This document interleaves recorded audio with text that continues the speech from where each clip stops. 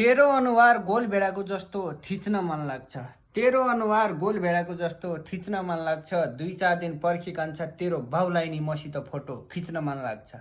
आज ठ्याक्कै यही भयो साथीहरू, ठ्याक्कै यही भयो।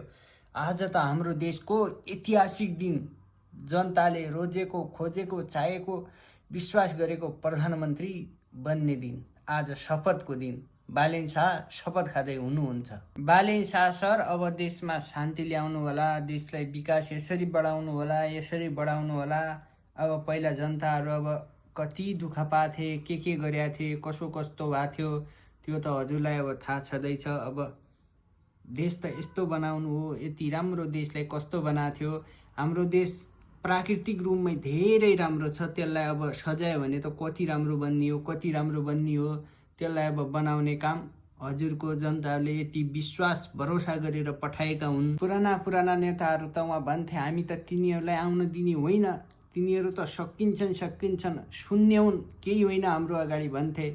जनताहरूले माया गरिदिएर हेर्नु त हजुरलाई 1 नम्बरमै 2/3 बहुमतको सरकार दियो। अब मजाले काम गर्ने हो, अब छोड्ने होइन कसैलाई, रन्काउने हो, देश विकास ठोक्ने हो।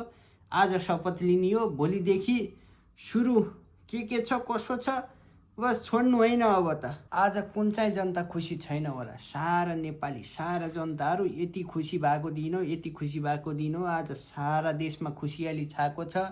यो खुसियाली अब सधैँभरि खुसियाली नै रहोस्। अब दुःखमा नहोस्, यस्तो पीडामा, यस्तो टेन्सन लिने, यस्तोमा परिवर्तन नहोस् है। बल्ल तल्ल नेपाली जनताले खोजेको, रोजेको, चाहेको जस्तो बल्ल भएको छ। सबै नेपाली जनताहरू मिलेर, दाजुभाइहरू एकजुट भएर यो गर्नाले आज यो खुसीको दिन आएको हो। अब यो खुसीको दिनलाई खुसी नै बनाइराख्नु होला, दुःखतिर नल्याउने।